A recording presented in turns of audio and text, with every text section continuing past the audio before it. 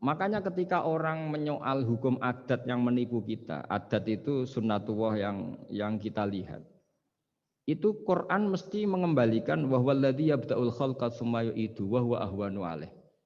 Sebagian di surat Yasin diterangkan ansha'aha awwala marrah.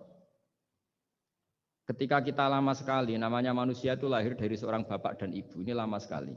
Yang namanya telur itu lama sekali lahir dari ayam, keluar dari ayam. Yang namanya pohon besar itu mesti dari biji yang kecil. Karena lama itu terjadi seakan-akan kita ngomong, kita berkeyakinan tahu-tahu ada pohon besar itu mukhal. Tahu-tahu ada manusia ini mukhal. Makanya ketika ada figur yang bernama Isa bin Maryam, itu orang kafir Yahudi itu menolak. Bagaimana mungkin ada manusia tanpa bapak? Oke, itu menyalahi prosedur lazim, protap lazim. Tapi kata Allah gimana? Inna masalah Isa indawahi kamasali Adam. Kalau Isa mokhal karena tanpa bapak, harusnya Adam lebih mokhal karena tanpa bapak, tanpa ibu.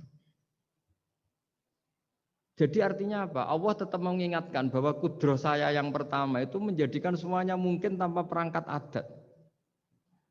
Maka kitab ini yang saya baca, itu menjelaskan bahwa hukum adat itu menipu. Saya ulang lagi, hukum adat itu menipu. Ketika ayam mengeluarkan telur, telur kemudian menjadi ayam lagi. Terus kita berdebat, telur sama ayam dulu mana? Menurut Anda milih mana? Milih apa? Telur. Kalau ini, yang kubu sebelah ini, ayam apa telur? Telur. Ayam. Ayam lahir dari. Nah, pertanyaannya begini kalau menurut tauhid. Ketika lazim kalau telur itu nanti suatu saat jadi ayam, terus ayam kemudian lazim mengeluarkan telur. Ketika Anda mengatakan mungkin kontribusi Anda terhadap kemungkinan itu apa? Kan sama, Anda tidak ikut menciptakan. Wong tidak ikut menciptakan kok menvonis mungkin dan tidak mungkin. Kamu itu hanya saksi. Makanya pertanyaannya Allah, loh ketika itu kamu anggap mungkin, kontribusi Anda itu apa? Kan hanya melihat. Kamu sendiri tetap tidak mampu bikin telur, Anda juga tidak mampu bikin ayam. Artinya meskipun telur jadi ayam, ayam jadi telur sampai kiamat, tetap ada kontribusi kudrohnya Allah Subhanahu wa Ta'ala. Kan berarti berdiri sendiri, wong kamu yang bilang mungkin ya nyatanya enggak berkontribusi. Sehingga kalau suatu saat Allah bikin telur dari batu, atau ayam keluar dari batu, bagi Allah itu enggak masalah. Tapi bagi kamu masalah. Bagaimana mungkin hewan keluar dari batu? Ini logikanya gimana? Loh memangnya ketika telur dari ayam itu logika kamu gimana coba? Kamu ikut bikin enggak? Nah ini di sini pentingnya mukjizat. Akhirnya Allah bikin mukjizat, ada satu onta besar keluar dari batu, yaitu mukjizat Nabi So. Kamu memasalahkan, ini gimana onta kok keluar dari batu? Lalu kalau Allah tanya kamu, gimana telur keluar dari ayam? Loh ini biasa Gusti mungkin, memangnya kamu bisa? Berarti bagi orang yang tauhid, yang wali, keluarnya ayam dari telur sama onta dari batu itu nisbatnya sama. Sama-sama semuanya di luar kontribusi kita. Kenapa yang satu kamu katakan mungkin, yang satu kamu katakan tidak mungkin? Toh kamu sama-sama tidak terlibat. Itu cara berpikir tauhid. Artinya apa? Orang-orang wali atau orang-orang alim, meskipun melihat telur keluar dari ayam tiap hari, tetap subhanallah, subhanallah, Allahu Akbar. Kamu kan enggak taunya ajaib itu yang aneh-aneh itu. Makanya banyak cari kiai aneh yang gondrong, yang enggak pernah mandi, gara-gara kamu itu suka aneh itu gara-gara. Dong ini ya. Dong itu tahu ya. Jadi buat sesering apapun alam raya ini ada siklusnya. Biji jadi pohon, pohon kemudian keluarkan buah, buah ada biji. Semuanya yang berkontribusi hanya kudrohnya Allah Ta'ala. Tidak mengikat Allah. Allah bisa bikin tanpa itu semua. Makanya Allah selalu memperbarui mukjizatnya. Termasuk ada onta besar keluar dari batu. Yaitu mukjizatnya Nabi SAW. Kamu gak boleh menyoal ini mukhal. Mukhal gimana?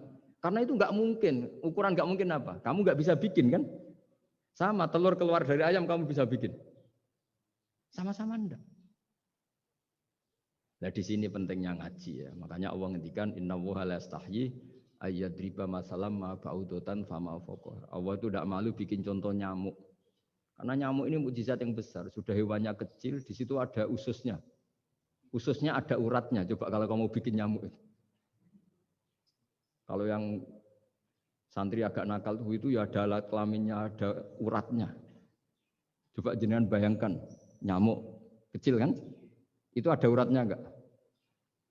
Ada ususnya ada uratnya. Uratnya ada bakterinya. Pusing kan kamu? Jadi sebetulnya ayat Allah yang dasar itu bukan dinosaurus tapi nyamuk. Bikin uratnya dinosaurus masih gampang, hewannya besar paling uratnya segini. Itu pesan di Juwana bisa lah. Tapi kalau pesan organnya apa? Nyamuk. Perutnya seberapa? Di dalamnya ada calon anaknya. Lebih kecil, banyak lagi jumlahnya coba. Nah ini agama ini datang dengan akal. Jadi kelihatan ada mukjizatnya Quran karena menyontohkan nyamuk. Dan kelihatan mukjizat kalau dijelaskan pakai logika. Yaitu kayak apa susahnya bikin nyamuk. Sudah kecil, ada organnya ada uratnya, uratnya ada kumannya ada uratnya. Pusing enggak?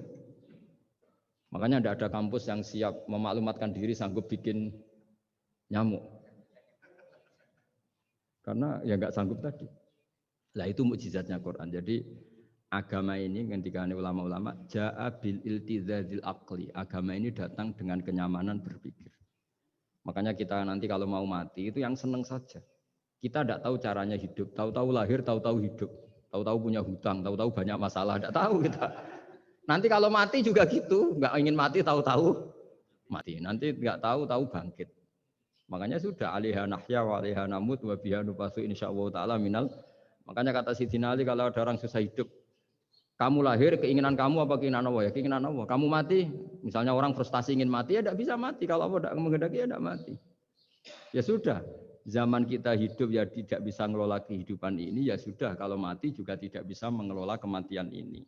Makanya terus kita diajarkan inna sholati wa nusuki wa mahyaya wa mamati lillahi rabbil alamin. Berhubung kita tidak tahu ya sudah hidup kita, mati kita semua di tangan Allah. Sudah kita pasrah saja.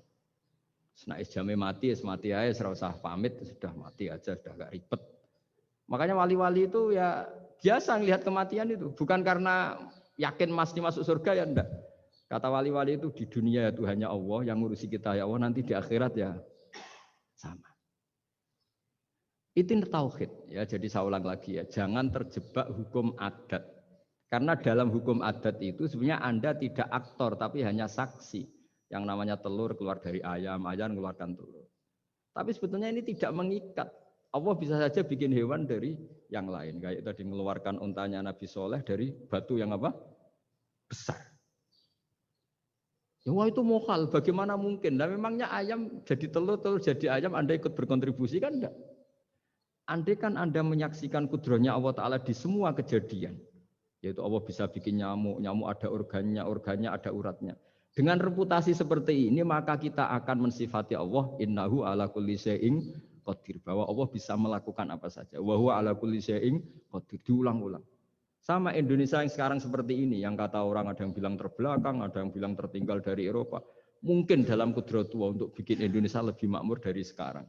Bisa mengalahkan negara-negara yang jadi kalau kamu ingin, tapi Indonesia banyak masalah gini-gini, bagi Allah mudah saja menyelesaikan masalah.